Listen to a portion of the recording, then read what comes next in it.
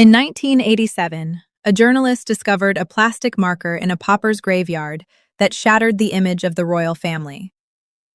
It marked the resting place of Nerissa Bowes-Lyon, the Queen's first cousin, who had been officially listed as dead in aristocratic records for decades. In reality, she and her sister Catherine had been alive the entire time, locked away in a bleak asylum just 20 meters from the luxury of Windsor Castle. This is the terrifying true story of the ghosts of Windsor. Two women who were erased from the public story at a time when disability was treated as scandal and reputation mattered more than mercy. While their cousin Elizabeth reigned as the most powerful woman on earth, Nerissa and Catherine were stripped of their names and dignity, left to curtsy to their family on a flickering television screen, abandoned by the very bloodline that demanded their silence. The tragedy of Nerissa and Katherine Bowes-Lyon did not begin with their birth. It began with the terrified, desperate need for order that gripped the British ruling class after the catastrophe of the First World War.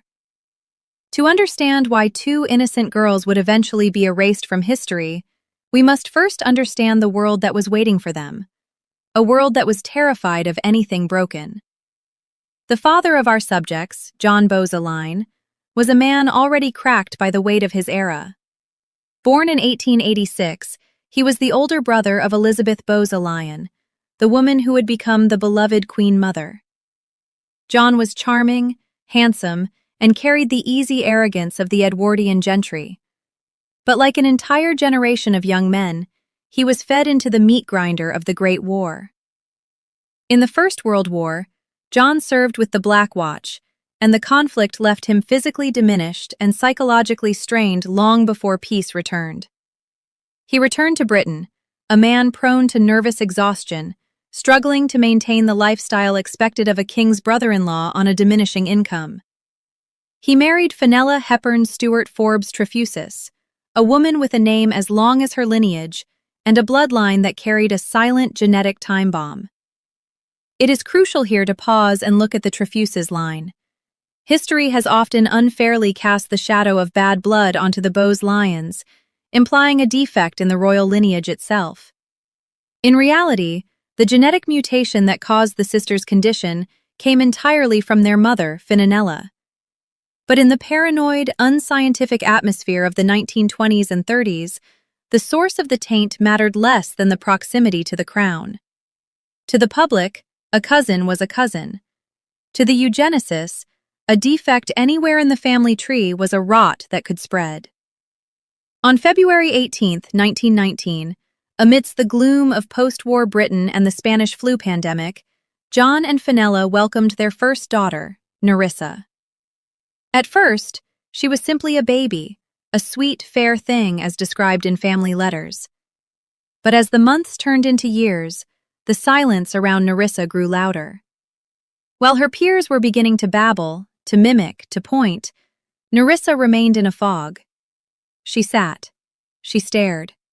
She smiled at things others couldn't see. The family at first did what families do. They denied it. They called her slow. They said she was dreamy. But by the time Nerissa was 4, the developmental chasm was undeniable. She could not speak. Her coordination was poor. In the crude medical lexicon of the 1920s, the diagnosis was swift and brutal: imbecility. Today, we would likely diagnose Nerissa with a severe genetic intellectual disability, perhaps a specific metabolic disorder. But in 1923, she was simply a defect. However, the 1920s were a forgiving time for the Bowes-Lyons. They were high aristocracy, but they were not yet the royal family. They were the Earl of Strathmore's kin, wealthy enough to hire nannies to manage Nerissa in the nursery, keeping her visible enough to be loved, but hidden enough to avoid social awkwardness. The tragedy was private. Then came 1926. This was the year the trap began to close.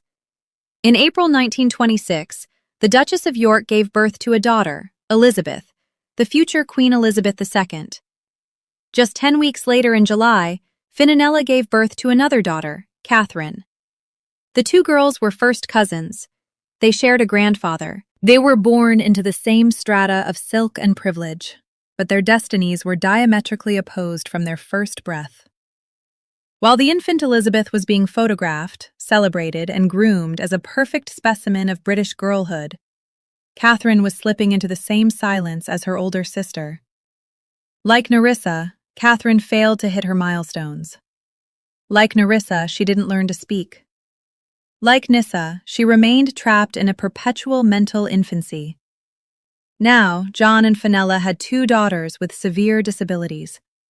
And as the 1920s bled into the 1930s, the cultural atmosphere in Britain began to darken in a way that would prove catastrophic for the sisters. We often associate the horrifying philosophy of eugenics with Nazi Germany, but it was a fashionable mainstream obsession in Britain long before Hitler took power. The British upper classes were terrified of degeneration. There was a pervasive pseudo-scientific belief that the stock of the nation was declining, that the feeble-minded were reproducing too fast and diluting the strength of the race. For a family like the Bowes-Lyons, whose social currency was their bloodline, having two feeble-minded children was not just a tragedy. It was a source of deep existential shame. It whispered of a corrupted gene pool. But the final nail in the coffin of the sisters' freedom wasn't medical. It was political. December 1936 changed everything. King Edward VIII abdicated the throne for the love of Wallis Simpson, plunging the monarchy into its greatest crisis in modern history. The institution was trembling. The public felt betrayed. The glamour of the monarchy had been tarnished by scandal and selfishness. To save the crown, the establishment turned to the spare. The stammering, shy Duke of York and his rock-solid Scottish wife, Elizabeth Bowes-Lyon. Overnight, the Bowes-Lyon family ceased to be merely Scottish nobility. They became the bedrock of the British Empire. The new queen consort was marketed to the world as the archetype of maternal perfection. The little princesses Elizabeth and Margaret were the symbols of the nation's future. Pure, healthy, bright, and beautiful. In this new high-stakes reality, there was no room for error. The monarchy was being sold on the premise of genetic and moral superiority. Imagine the terrified conversations in the drawing rooms of Glamis and London. If the press, who were becoming increasingly voracious, discovered that the Queen's own nieces were severely mentally disabled, what would the public think? Would they question the mental stability of the king? Would they whisper that the madness of King George III had returned? Would they look at the young Princess Elizabeth and wonder if she too carried a hidden seed of insanity? The bad blood panic set in. The presence of Nerissa and Catherine, now young women of 17 and 10, became a dangerous variable. They could not be controlled. They could not be trained to wave on a balcony. They were unpredictable. And in the fragility of 1936, unpredictability was treason. Then tragedy struck the protectors. In 1930, John Bowes-Lyon had died of pneumonia. Worn out by his war wounds, leaving Fenella a widow to manage the estate and the daughters alone. Fenella was a woman overwhelmed. She was eccentric, increasingly scattered, and struggling to cope with the behavior of two adult daughters who had the minds of toddlers. As the 1930s ended and the drums of World War II began to beat, the net tightened. 1940 brought the Blitz. London was burning. The social order was being upended. Families were evacuating children to the countryside. It was a time of great movement and confusion, the perfect cover for a disappearance. It was in this chaotic shadow that the decision was made. We do not know exactly who signed the final order. Was it Fenella at her wits' end? Was it the advisors to the king and queen gently suggesting that for the safety of the girls and the safety of the dynasty, they should be placed in professional care? The logic was brutal, but in their eyes necessary. The royal family was now the symbol of national resistance. They had to be invincible. They could not be linked to defectives. And so the timeline moves to 1941. Nerissa was 22 years old. Katherine was 15. They were not told where they were going because they could not understand the concept of asylum. They likely thought they were going on a trip. Perhaps they were dressed in their best coats, the ones with the velvet collars. Perhaps Finanella told them they were going to a big house in the country. The car ride would have taken them south, away from the familiar comforts of their family home, towards Red Hill in Surrey. The destination was the Royal Earlswood Hospital. To the modern ear, hospital sounds benign, but Earlswood was a relic of the Victorian era. It was a national asylum for idiots, as it was originally named. It was a Gothic, imposing structure of red brick designed to intimidate. It was a warehouse for human beings that society had deemed surplus to requirements. The car pulled up the long gravel driveway. The sisters would have seen the massive clock tower looming over them. They would have smelled the institutional scent of boiled vegetables, carbolic acid, and damp wool. They were led inside. The heavy doors built to keep the world out and the inmates in swung shut behind them. At that moment, the transformation was complete. They were no longer the Honorable Nerissa and Katherine Bowes-Lyon, nieces of the Queen Mother. They were now patient number roughly 384 and patient number 385. Their clothes were taken away. Their personal identities were stripped. They walked into a communal ward where dozens of other women, many screaming or rocking back and forth, stared at them. Outside, the war raged on. The Luftwaffe was bombing London. Princess Elizabeth was making radio broadcasts to the children of the Empire, speaking of courage and duty. But inside Earlswood, the silence had begun. The sisters held hands. Two frightened children in the bodies of women, standing on the precipice of an oblivion that was designed to last forever. They did not know that outside those walls, a pen was already hovering over the family records, ready to write the word "died" next to their names. The quarantine of the bloodline had begun. As the heavy oak doors of the asylum clicked shut, they didn't just close a room. They closed a chapter of history. The outside world continued to spin. Bombs fell, kings died, and princesses married. But for Nerissa and Katherine, time had stopped. They had been moved from the timeline of the living into the timeline of the forgotten, where the days would bleed into decades, and the only marker of passing time was the graying of their hair. The physical journey from Glamis Castle to Surrey was over, but the psychological dismantling of their identities was just beginning. It was here that two lives were being systematically dismantled, not by bombs, but by the cold, scratching nib of a fountain pen. To understand the horror of their new reality, one must strip away the modern, sanitized image of care. In the 1940s, an asylum was a total institution. It was designed on the Victorian principle that the defective must be separated from the healthy to preserve the moral and genetic hygiene of the nation. Earlswood was a city unto itself, a labyrinth of red brick, long corridors, and locked doors, governed by the rigid rhythm of bells and keys. When the sisters arrived, they were stripped of the last vestiges of their individuality. The velvet coats, the silk dresses, the soft hand-stitched undergarments of their aristocratic upbringing. All of it was taken away. In their place came the institution uniform. Imagine the shock to the skin. For women raised in the softest cotton of Glamis Castle, the sudden reality of rough industrial wool and stiff boiled cotton must have been a physical assault. They were given underwear that did not belong to them. It was communal property, laundered in massive steaming vats, dried and redistributed at random.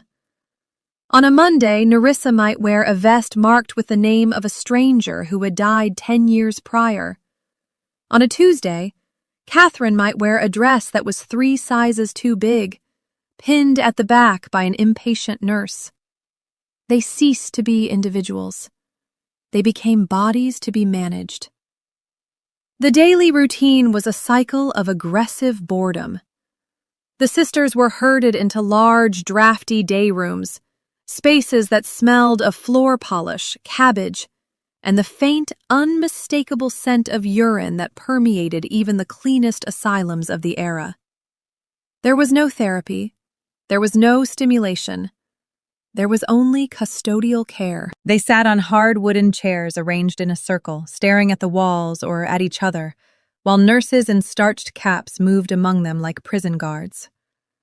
But while the sisters were adjusting to this purgatory, the machinery of the monarchy outside was gearing up for its greatest performance. As the 1940s turned into the 1950s, the House of Windsor was preparing for a rebirth. The war was over. The king was dead. Long live the Queen. The coronation of Elizabeth II in 1953 was the first global media event of the modern age. It was a spectacle of blinding gold and designed to signal a new Elizabethan age. The young queen, beautiful and solemn, was the avatar of a new, hopeful Britain. The entire world watched as she took the sacred oath in Westminster Abbey.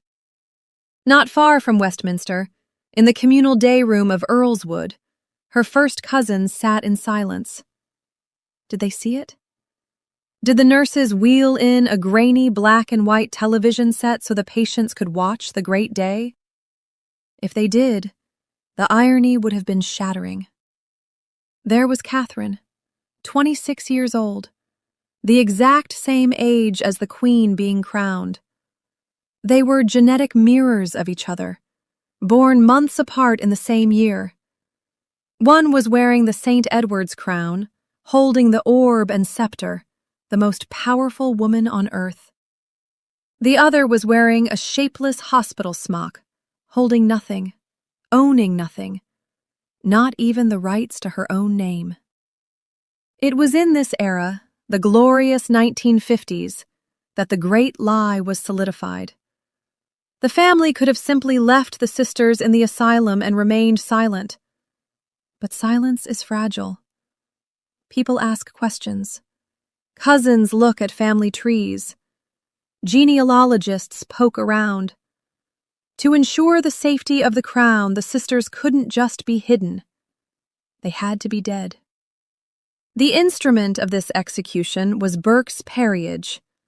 For centuries, Burke's has been the social Bible of the British aristocracy. It is the definitive record of the Blue Bloods. To be in Burke's is to exist. To be removed or altered is a form of social annihilation. In the 1963 edition of this sacred text, under the entry for the Earls of Strathmore and Kinghorn, a historian would find the list of John Bowes-Lyon's children. It was a dry, factual list, which stated simply that Nerissa Bowes-Lyon, born in 1919, had died in 1940, and that Katherine Bowes-Lyon, born in 1926, had followed her to the grave in 1961. There it was, printed in authoritative black ink, a lie so bold, so absolute, that no one thought to question it.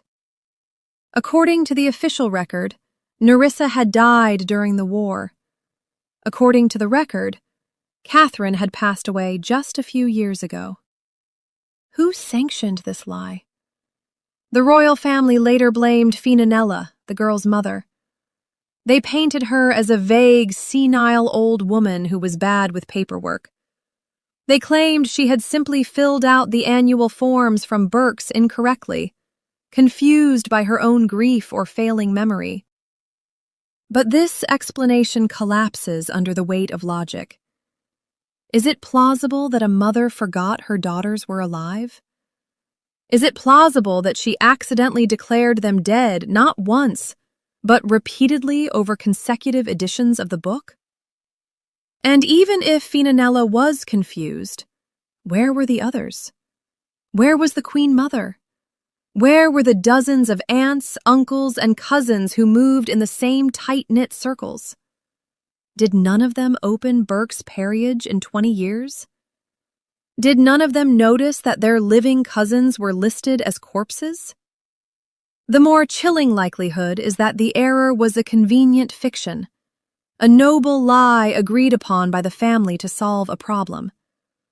By declaring them dead, the threat of discovery was neutralized.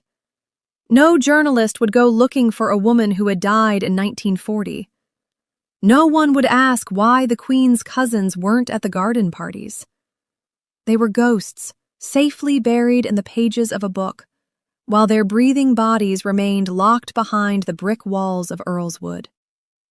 And so the sisters entered the long gray tunnel of the mid-20th century.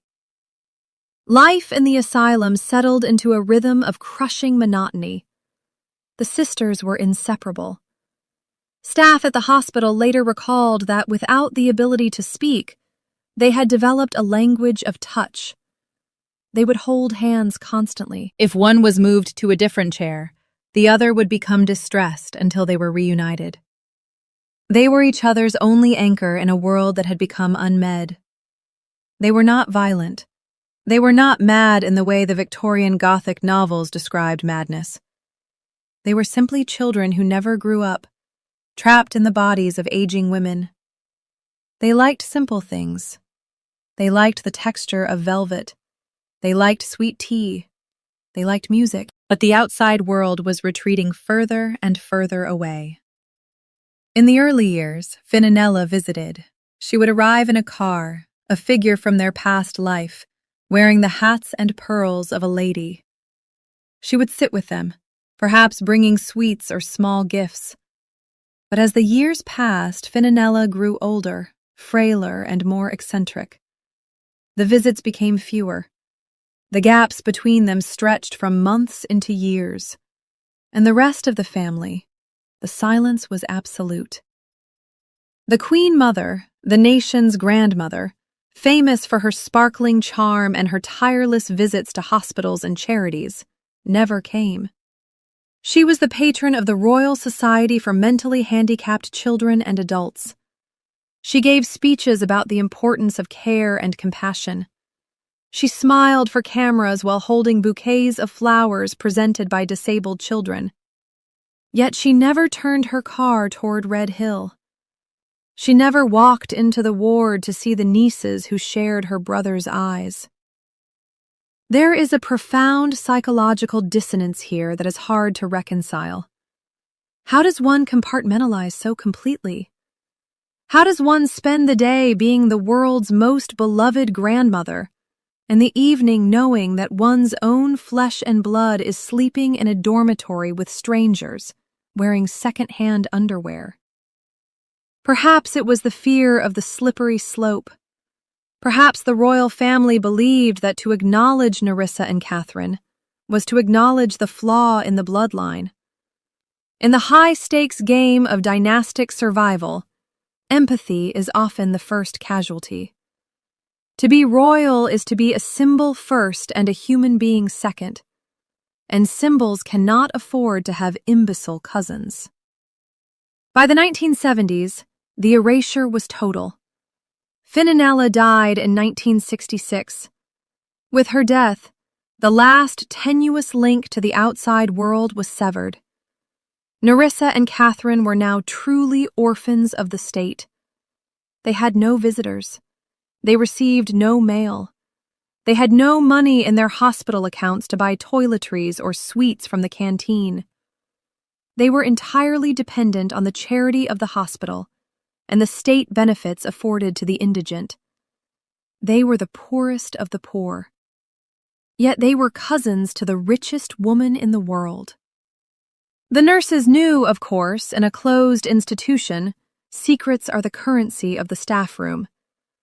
The senior nurses knew exactly who the Bowes-Lyon sisters were. They knew that the two quiet, gay-haired ladies in the corner were related to the face on the banknotes in their pockets. But they also knew the rules. Discretion. You do not talk to the press. You do not ask questions. You do not do your job. But even in the deepest silence, the human spirit seeks connection. And it was in this era of total abandonment that the most heartbreaking ritual of the sisters' lives began to take shape. It happened in the day room. It happened whenever the flickering television screen showed a state occasion. The nurses began to notice something peculiar. Nerissa and Katherine, usually so lost in their own world, would react to the images of the royal family. It wasn't just recognition. It was deference.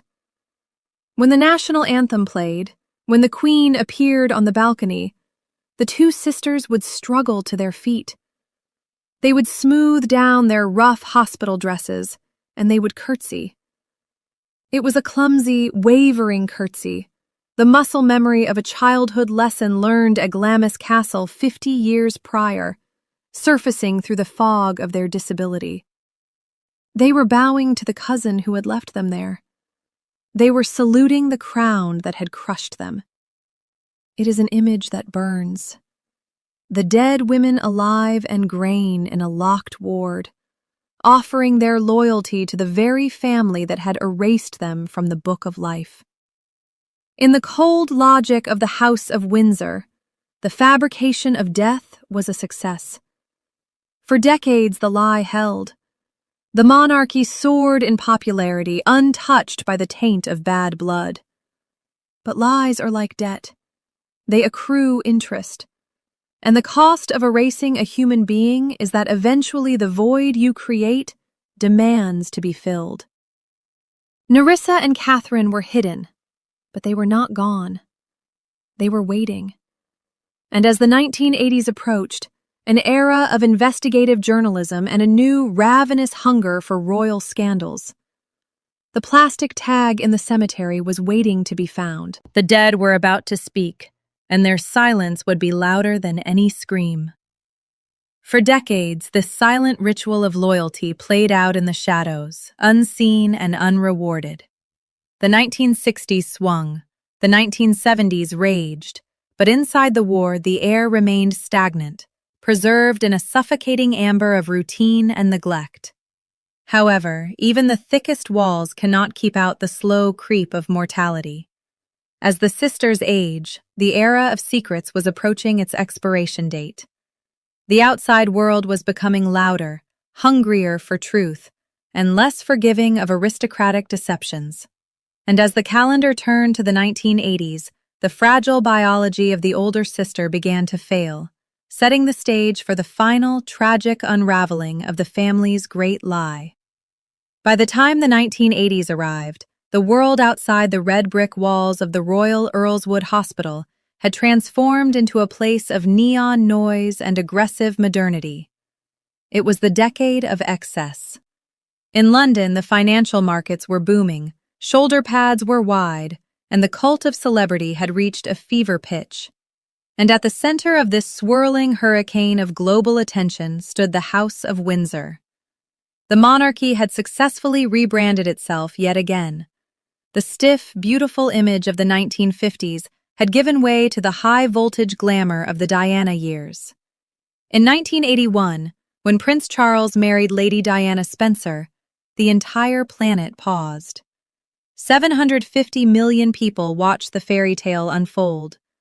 The royal family was no longer just a constitutional necessity. They were the ultimate soap opera. The most famous family on earth, radiating wealth, beauty, and untouchable perfection. But while the cameras flashed at Kensington Palace, a different reality was unfolding in the grim silence of Surrey. Close enough to be visited, far enough to be ignored. Inside Earlswood, time had not just stood still. It had decayed. The asylum system was beginning to crumble under lack of funding and changing attitudes towards care. But for the long-stay patients like Nerissa and Katherine Bowes-Lyon, nothing changed. They were relics of a bygone era, forgotten debris left behind by the tide of history. Nerissa was now in her 60s. Katherine was pushing 60. They were elderly women, their bodies thickened by institutional starch, their hair gray and roughly cut. The beautiful, vacant girls of the 1920s had become invisible old women.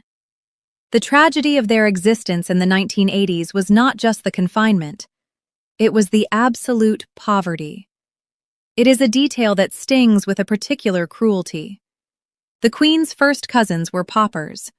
Because the family had effectively abandoned them, declaring them dead decades earlier, there was no flow of money from the vast Bowes-Lyon estates or the royal coffers. There were no private allowances for clothes or toiletries. The sisters lived entirely on the meager state benefits allotted to the indigent insane. Nurses who worked on the ward in those final years later shared heartbreaking details. They recalled that Nerissa and Katherine possessed almost nothing. Their wardrobe consisted of the standard-issue hospital gowns and whatever second-hand cardigans could be found in the communal pile. They didn't have their own toothbrushes. They didn't have soap.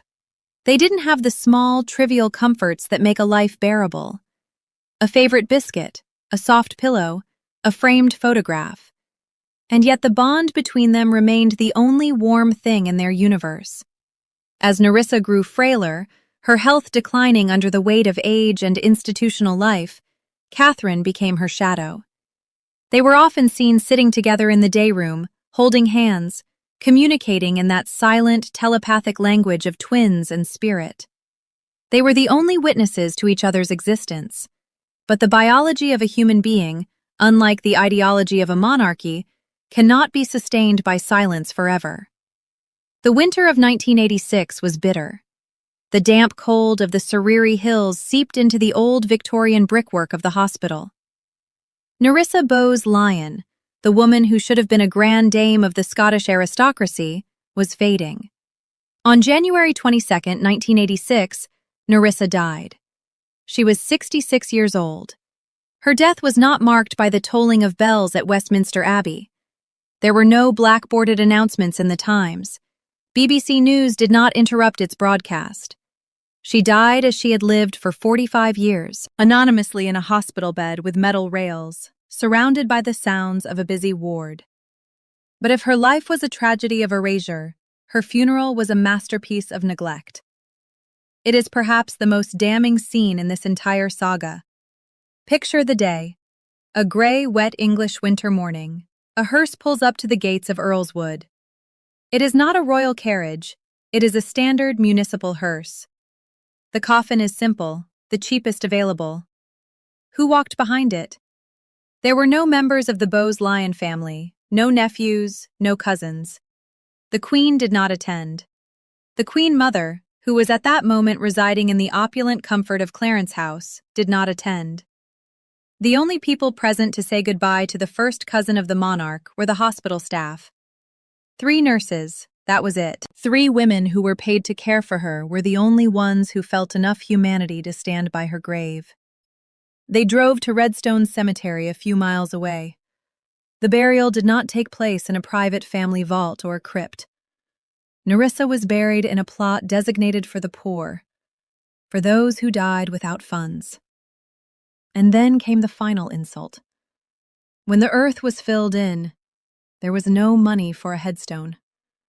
A stone monument costs hundreds of pounds, and Nerissa Bowes-Lyon died with 0 balance in her account. The family, who owned castles and estates, did not send a check to cover the cost. So the gravediggers did what they do for the destitute. They took a small plastic tag, a white strip of plastic, on a metal stake, the kind you might use to mark a row of carrots in a garden. They wrote her surname and a serial number on it with a marker pen. They pushed it into the mud. Bowes-Lyon. That was all.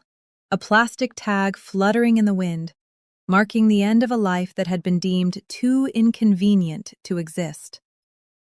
For a year, that plastic tag stood there.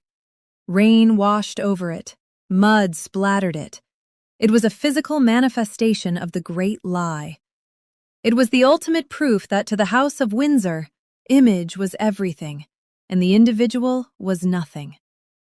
But the grave was a ticking time bomb. In the cutthroat world of 1980s British journalism, secrets were currency. The tabloid press was becoming increasingly aggressive, hunting for cracks in the royal facade. And in early 1987, a whisper reached the newsroom of the Sun newspaper. We don't know exactly who the source was. Perhaps it was a disgruntled former employee of the hospital. Perhaps it was a visitor who had noticed the resemblance, but the tip was explosive. The Queen's dead cousins are alive. A reporter was dispatched to Redstone Cemetery. Imagine the scene as the journalist walked through the rows of graves looking for the evidence. He found the paupers section. He found the plastic tag. He saw the name Nerissa Bowes-Lyon. He checked the date of death, 1986. Then he opened Burke's Peerage. He turned to the page that had been the official truth for 20 years. He read the entry. Nerissa Bowes-Lyon died 1940. The discrepancy was undeniable. It wasn't just a mistake. It was a resurrection. A woman who had been dead for 40 years had just been buried in a pauper's grave. And if Nerissa had been alive all this time, what about Katherine? The investigation shifted to the hospital itself. The reporters found that Katherine Bowes-Lyon was indeed still there. She was alive. She was 60 years old. She was sitting in the day room, unaware that the secret of her existence was about to be plastered across the front pages of the world. On April 7, 1987, the bomb detonated. The Sun ran the story with the kind of screaming headline that stops a nation in its tracks. Queen's cousin locked away in asylum. The subtitle was equally devastating. Official records said she died in 1940, but she has just died a pauper. The shock wave was instantaneous and visceral. The British public had accepted the monarchy's wealth and privilege as a trade-off for their perceived moral leadership. They were the royal family, the ideal to which all other families should aspire. But this was something else. This looked like something out of a Dickens novel or a Gothic horror story. It was cruel. It was cold. It suggested that behind the balcony waves and the charity patronages lay a heart of ice. People looked at the photos of the plastic grave marker, and then at the photos of the Queen and her diamonds. The contrast was nauseating. The question on everyone's lips was the same. How could they? How could the Queen Mother, the nation's grandmother, let her own niece be buried like a stray dog? How could the Queen, the defender of the faith, allow her cousin to live in destitution? The media descended on Buckingham Palace like a pack of wolves. They demanded answers. They demanded accountability. The palace's response was a masterclass in defensive detachment. A spokesperson issued a cuter statement. "We have no comment. It is a matter for the Bowes-Lyon family." It was a breathtaking act of distancing. By calling it a Bowes-Lyon matter, the palace was trying to sever the link to the Queen. They were saying, this is not royal business. This is just the Queen Mother's side of the family. It's private. But to the public, this distinction was meaningless. A cousin is a cousin. Blood is blood. Behind closed doors, the Finanella defense was resurrected. The narrative was pushed again. Poor Finanella, the confusing mother, had messed up the paperwork. It wasn't a conspiracy. It was just a clerical error by a senile old lady. Lady Elizabeth Shakerley, a cousin who acted as a semi-official spokesperson for the family, went on television to defend the indefensible. She argued that the sisters were visited frequently and that they were happy in their own world. She claimed that nobody knew Burke's Peerage was wrong.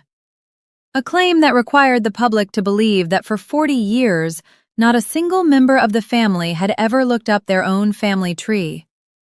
But the public wasn't buying it. The image of the plastic tag was too powerful. It cut through the spin. It revealed the ruthless machinery of the institution. And in the middle of this firestorm sat Katherine.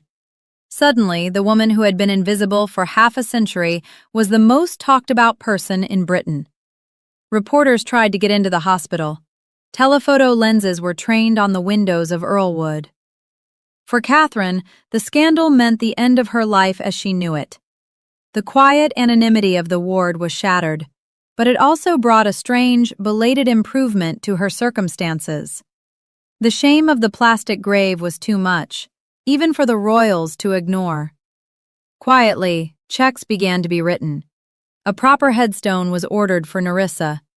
Plans were made to move Katherine out of the crumbling asylum, but the damage was done. The veil had been torn. The ghosts of Windsor had walked out of the wall, and they were pointing a finger directly at the throne. As the dust settled in late 1987, a new tragic reality emerged. Nerissa was at peace, finally acknowledged by a stone bearing her name. But Katherine was now truly alone. Her sister, her handholder, her other half, was gone. And though the world now knew her name, she remained as isolated as ever. The crowds cheered for the Queen, the paparazzi chased Diana, and Katherine Bowes-Lyon sat in her chair, waiting for a visit that would never come. The last living secret of a dynasty that had tried to bury her alive. The scandal of 1987 was a wound that never quite healed for the monarchy. It didn't bring down the throne, but it chipped away at the myth of royal benevolence. It taught the public that duty in the royal vocabulary meant duty to the crown, not duty to the individual. But for Katherine, the political fallout was irrelevant. Her tragedy was much simpler and much deeper. She had lost Nerissa. For 46 years, they had been a single entity, the sisters. Now she was just a solitary figure in a room full of strangers. The noise of the scandal faded. The reporters moved on to the next royal drama, and Katherine was left in the silence, holding a hand that was no longer there. The world had found her, but it hadn't saved her. Imagine being 61 years old. You have the mind of a young child. You have spent 46 years, your entire adult life, inside a single institution. Your sister, your only constant companion, is dead. And suddenly, the world around you shifts. The exposure of the scandal forced the family's hand. They could no longer leave Katherine in the decaying Denzian conditions of the royal Earlswood. The out-of-sight, out-of-mind strategy had failed spectacularly. Now the eyes of the world were watching to see how the Queen's cousin would be treated. The Royal Earlswood Hospital itself was changing. The old Victorian asylum model was being dismantled. The era of the Great Confinement was ending, replaced by the concept of care in the community. The massive, drafty wards were closing down as institutional care was dismantled. Earlswood closed in 1997, and the building was later reborn as luxury housing. It is a grim irony that the very rooms where Nerissa and Katherine were stripped of their identity are now high-end real estate, sold to wealthy commuters who likely have no idea of the ghosts that walk their hallways. Katherine was moved. She was transferred to a smaller, more modern care home in Surrey called Ketwin House. Compared to Earlswood, it was a palace. There were carpets. There were smaller rooms. The smell of industrial disinfectant was replaced by the smell of home cooking. For the first time in decades, Katherine had a degree of dignity. But a change in address could not fix the hole in her heart. Staff at the new home described Katherine as a gentle, solitary figure. Without Nerissa to hold her hand, she turned inward. She spent hours sitting in a chair, humming quietly to herself, rocking slightly. She loved textures. She would run her fingers over fabrics, over the arms of chairs, seeking a sensory connection to a world she couldn't verbalize. And she waited. This is the part of the story that is hardest to reconcile with the image of the royal family as a benevolent force. Even after the scandal, even after the move, the visits from the senior royals did not materialize. There were rumors whispered by royal apologists that the Queen Mother sent money. They said she sent hampers at Christmas. Perhaps she did. But a hamper is not a hug. A check is not a conversation. Catherine lived just 20 meters from Windsor Castle, a 40-minute drive. Yet there is no public record, no staff testimony, no paparazzi photo of a royal limousine ever pulling up to Ketwin House. The Queen Mother lived to be 101, dying in 2002. She had 15 years after the scandal broke to make a visit. She never came. Why? It wasn't just snobbery. It was fear. To look Catherine in the eye was to look at a living, breathing accusation. Catherine was the physical embodiment of the family's greatest moral failure. She was the bad blood they had tried to hide. To visit her would be to admit that they had been wrong. Wrong about the genetics, wrong about the shame, wrong about the necessary cruelty of 1941. And the House of Windsor does not do apologies. It does survival. So Catherine remained in her comfortable, quiet exile. But even in this silence, there were moments of profound, almost spiritual connection. The staff at Ketwin House noticed that the ritual continued. Catherine still watched television, and when the Queen appeared, Catherine still reacted. But as she aged, the reaction changed. It was no longer just the clumsy curtsy of her youth. It became something softer. Staff reported that when she saw her cousin Elizabeth on the screen, now an older woman with white hair just like Catherine, she would smile. She would point. She would make happy cooping sounds. It was a forgiveness that the royals didn't deserve. Catherine didn't know about the politics. She didn't know about Burke's Peerage. She didn't know she had been declared dead. She just saw a familiar face. She saw family in a world that had stripped her of everything. Her name, her freedom, her history. She had held on to the one thing they couldn't take, her capacity to love them.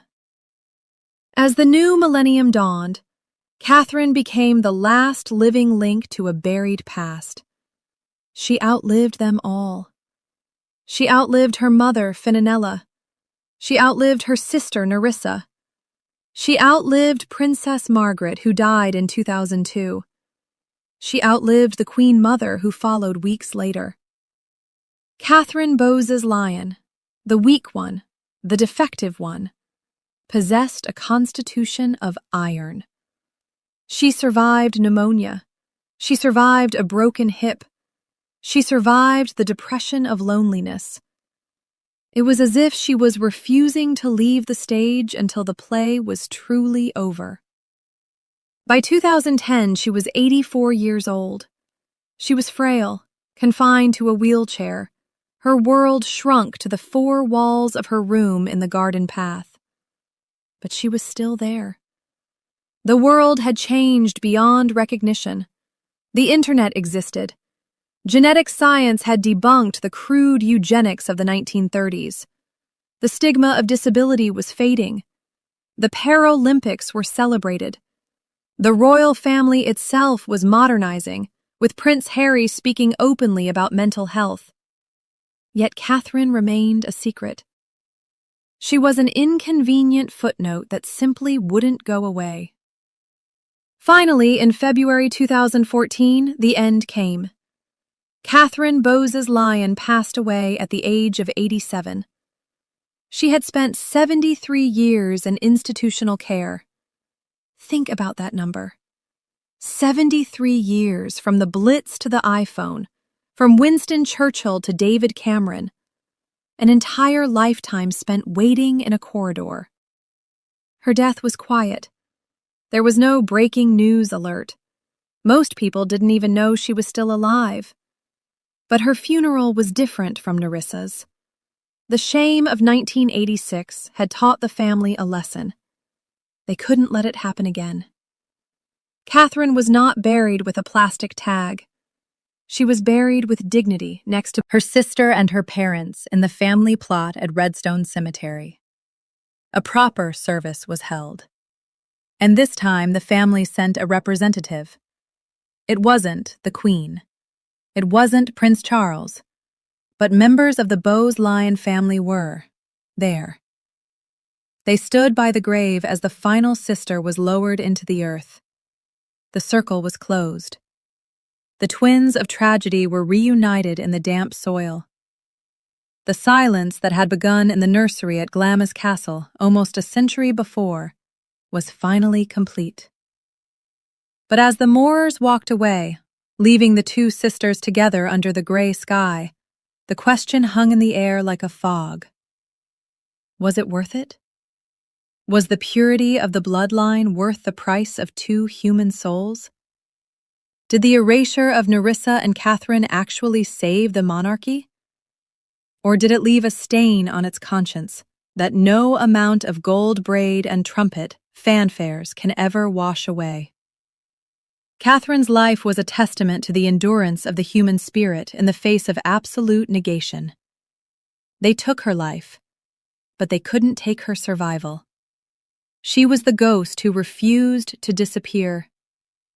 The graves of Nerissa and Katherine Bowes-Lyon now lie peaceful in Redstone Cemetery. They have headstones.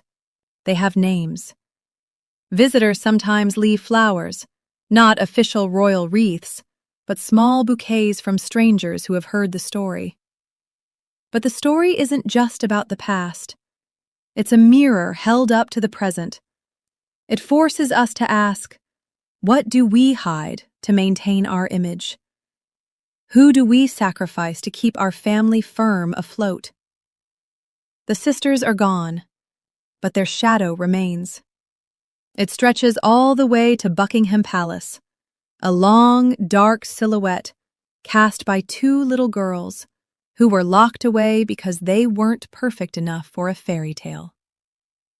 With the earth finally settled over Katherine's grave, the physical saga of the Bowes-Lyon sisters came to its end. The twins of tragedy were reunited, and the awkward breathing evidence of the family's shame was gone. Yet the silence they left behind is not empty. It is heavy with unanswered questions.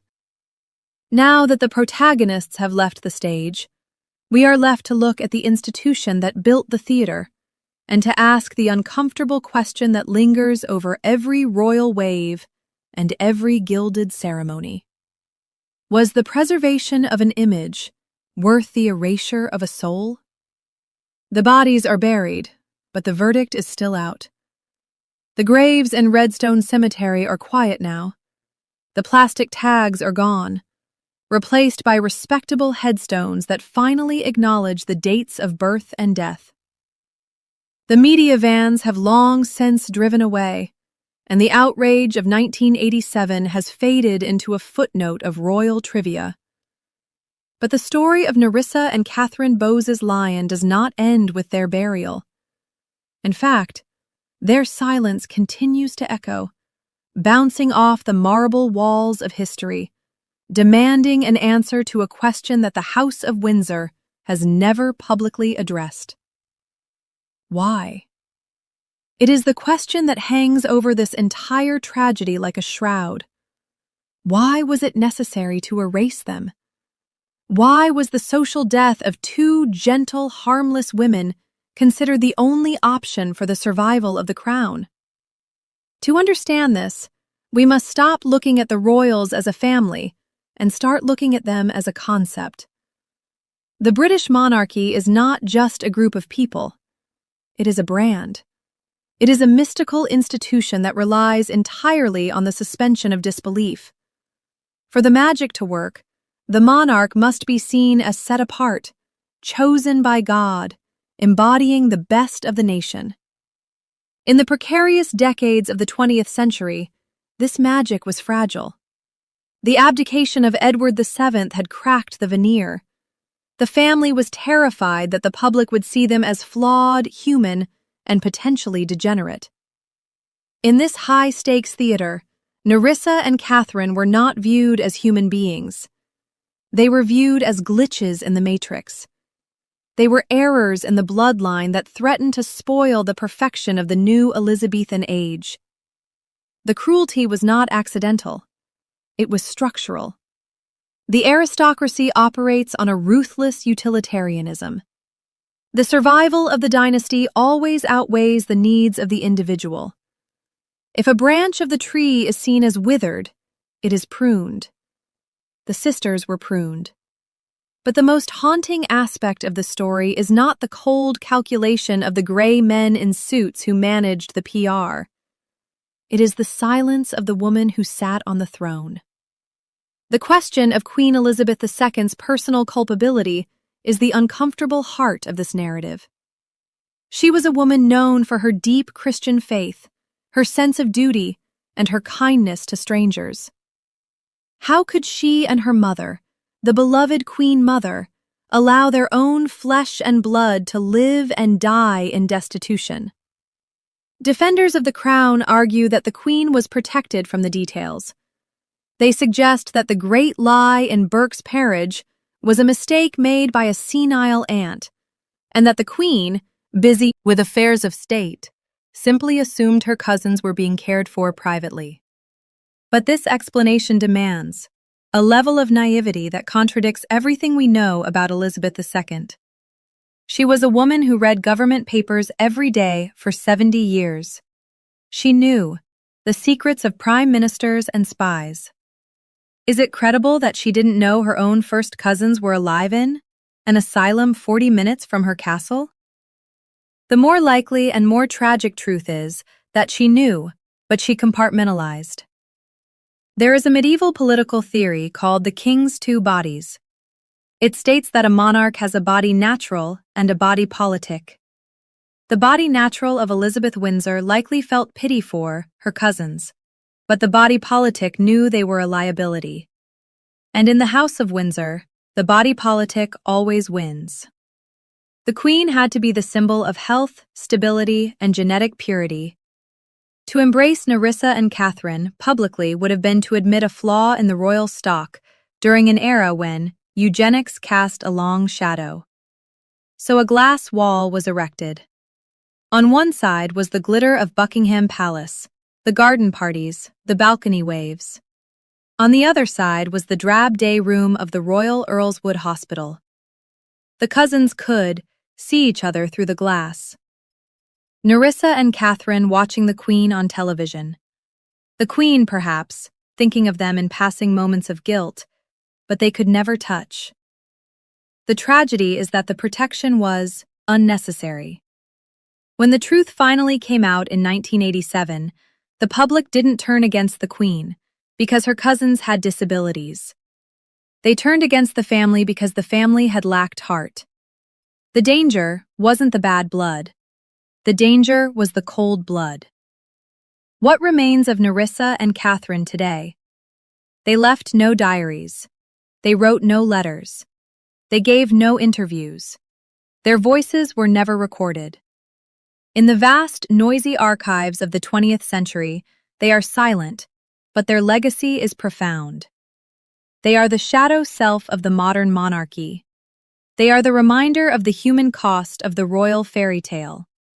Every time we see the perfectly choreographed images of the royal family, the smiling children, the waving hands, the unbroken line of succession, we must remember the invisible ones. We must remember the two sisters who were edited out of the picture because they didn't fit the frame. We must remember the curtsy. That image should be the enduring monument to their lives. Two elderly women in charity shop clothes standing in a locked ward bowing to a flickering screen. It was an act of loyalty so pure, so unrescrocketed that it breaks the heart. It was the ultimate triumph of their humanity over their erasure. They never stopped being who they were, even when the world told them they didn't exist. Nerissa and Katherine Bowes-Lyon were not just the Queen's hidden cousins. They were the sacrificial lambs of the House of Windsor. They carried the burden of the family's shame so that the others could carry the crown. And in the end, as history judges the long reign of Elizabeth II, the glory of the Second Elizabethan age will always have a small, quiet shadow cast across it. A shadow shaped like a plastic grave marker, fluttering in the cold wind of a pauper cemetery, whispering the truth that power is nothing without love, and a dynasty that cannot care for its weakest members has lost the right to call itself noble. The sisters are finally free of the walls, but the silence they left behind is deafening.